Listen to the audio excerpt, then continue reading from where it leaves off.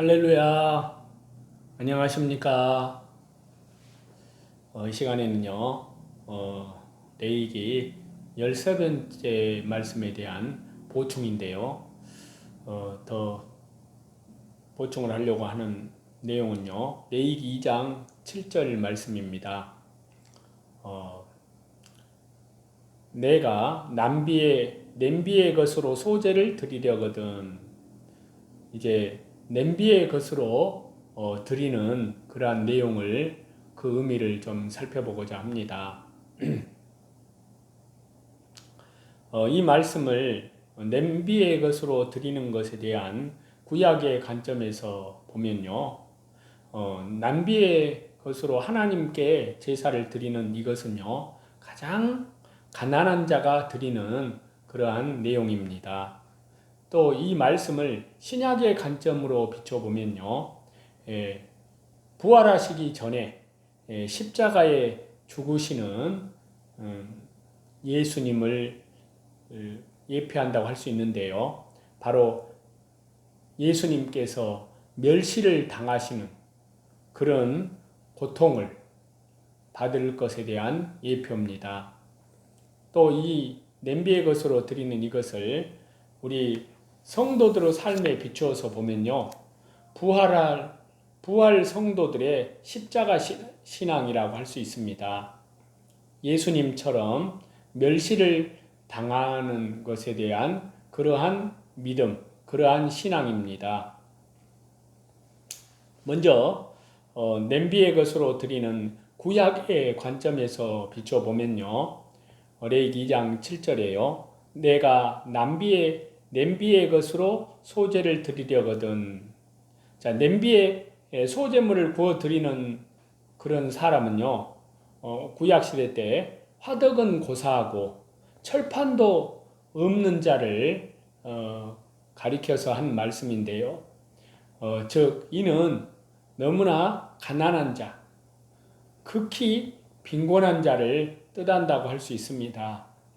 한편으로 이는 하나님께서 가난한 자도 하나님께 예물을 드릴 수 있도록 배려하심을 의미한다고 할 수 있습니다.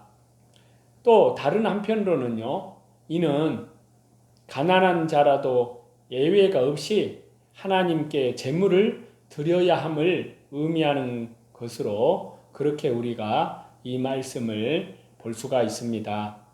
그들이 아무리 보잘것없는 삶을 살고 초라한 삶을 살고 가진 것이 없어도 하나님께서 정하신 소제물을 드려야 하는 것은 결코 예외가 없다는 그러한 말씀인데요.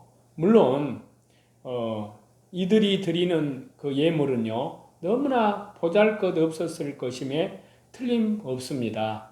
하지만 그것을 하나님께서는 기뻐하시면서 기꺼이 흠량을 우리 주 예수 그리스도 은혜 안에서 받아주신다는 사실입니다.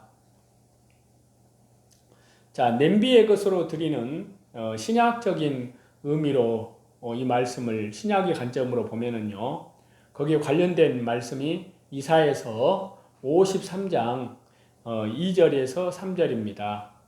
그는 주 예수님은 주 앞에서 자라나기를 연한 순 같고 마른 땅에서 나온 뿌리 같아서 고운 모양도 없고 풍채도 없은즉 우리가 보기에 흠모할 만한 아름다운 것이 없도다. 그는 멸시를 받아서 사람들에게 버림받았으며 간고를 많이 겪었으며 질고를 아는 자라. 마치 사람들이 그에게서 얼굴을 가리는 것 같이 멸시를 당하였고 우리도 그를 기여기지 아니하였도다.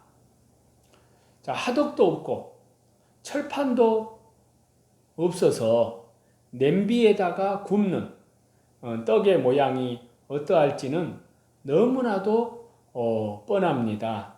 정말 보잘것없고 무가치해 보일 수 있습니다. 이 또한 예수님의 모습인데요.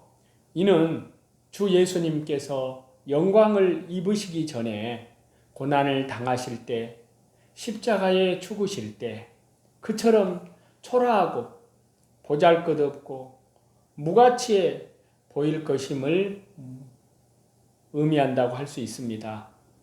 이사야서에 방금 기록된 말씀처럼요. 예수님은 연한 순, 마른 땅에서 나온 뿌리, 이렇게 이처럼 고운 모양도 풍채도 없습니다. 흠모할 만한 아름다운 것이 없습니다. 예수님의 모습이요, 멸시천대, 또 질고로 얼룩진 모습입니다. 십자가는 험하고 십자가의 주인공이신 예수님은 가난한 자가 냄비에 구운 무교병처럼 누룩없는 떡처럼 초라하고 보잘것이 없었습니다. 하지만 주 예수님은 그 초라함, 무시받을 만한 그 고난까지도 다 참으시고 인내하셨습니다. 그로 인해서 하늘보다 더 높은 영광을 회복하시고 부활의 영광에 들어가셨습니다. 자, 이 냄비의 것으로 드리는 것을 이제 우리 신약의 관점에서 비춰보았는데요. 이번에는 이것을 우리들 삶, 성도들의 삶에 비추어서 적용을 해서 그 말씀의 의미를 살펴보면요. 그 관련 말씀이 신약성경 로마서 8장 36절입니다. 기록된 바 우리가 종일 주님을 위하여 죽임을 당하게 되며 도살당할 양같이 여김을 받았나이다 함과 같으니라.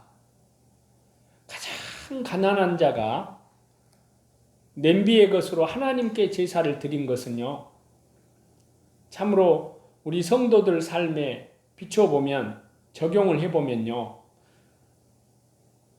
주 예수 그리스도의 십자가 보혈, 영원한 속량함 안에서 하나님께 대한 철저한 회개와 우리 주 예수 그리스도께 대한 믿음으로 회개에 합당한 아름다운 열매를 맺어가는 말씀과 성령으로 맺어가는 성도들, 말씀과 기도로 아름다운 열매를 맺어가는 참 성도들이 부활의 소망으로, 부활의 믿음으로 예수님처럼 멸시당하는 그러한 신앙생활과 연결이 된다 할 수 있습니다.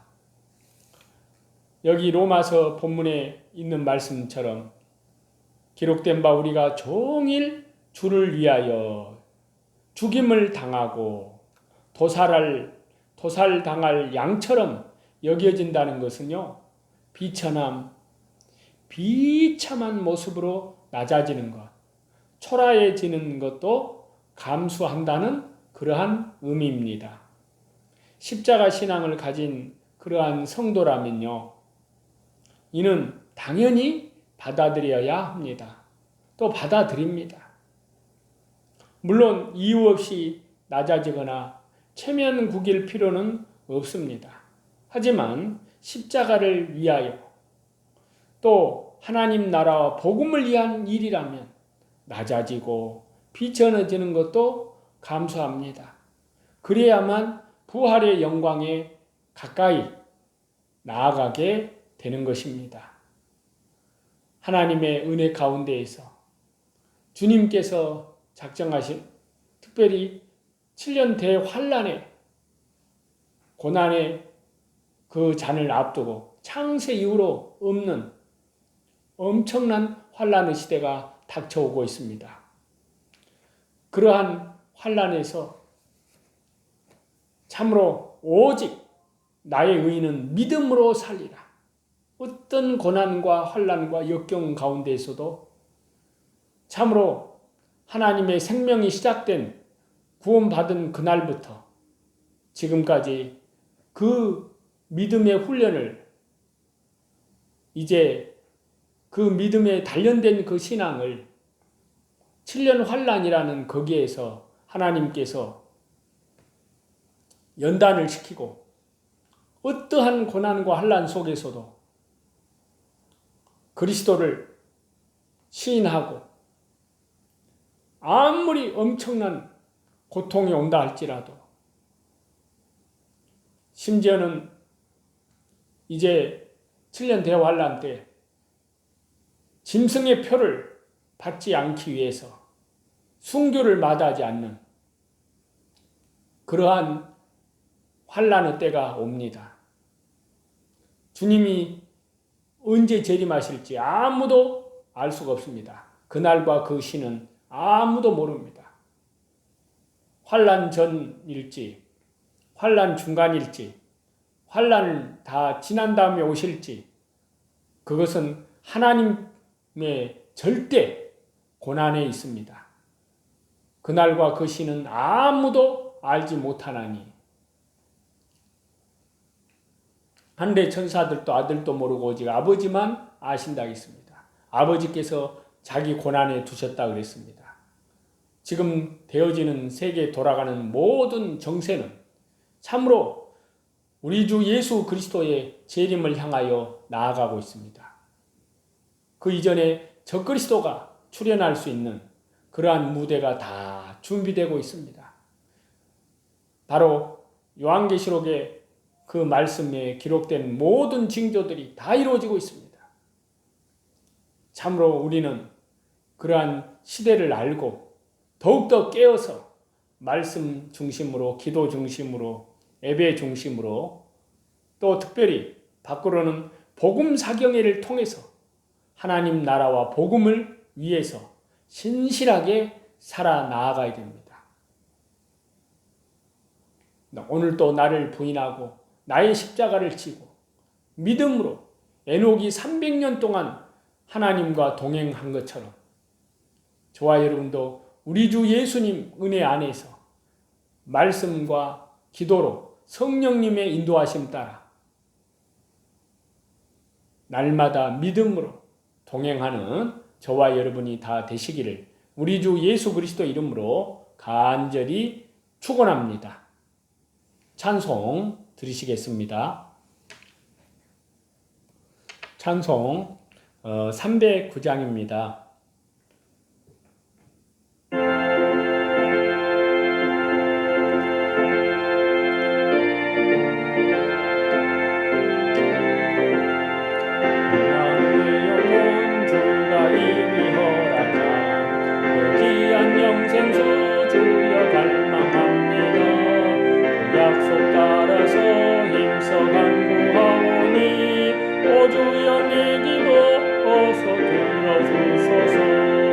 예수님 사랑 예수님 사랑 바다 물결같이 내게 희망이 영광의 물결에 온전히 쌓여서 내 영혼의 기쁨 한량없도다.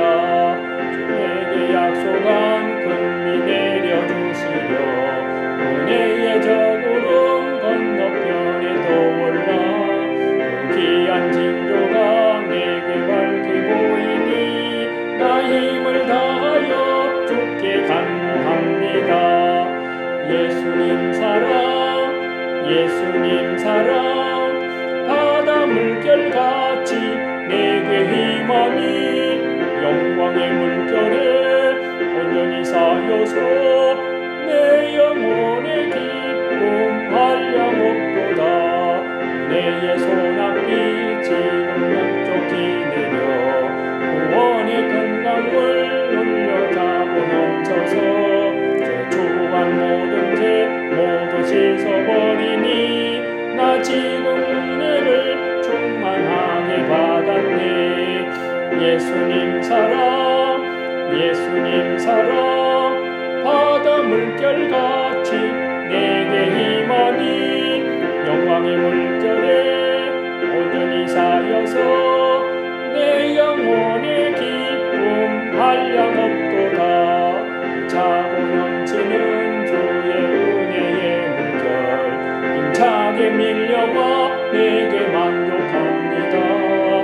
할렐루야로 주를 찬송하오니 내 맘에 항상 충만함이라.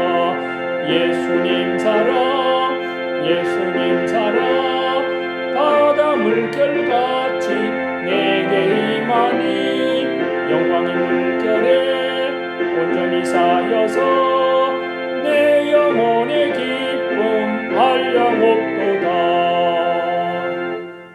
모든 존귀와 영광을 우리 성삼위일체 우리 하나님께만 돌립니다.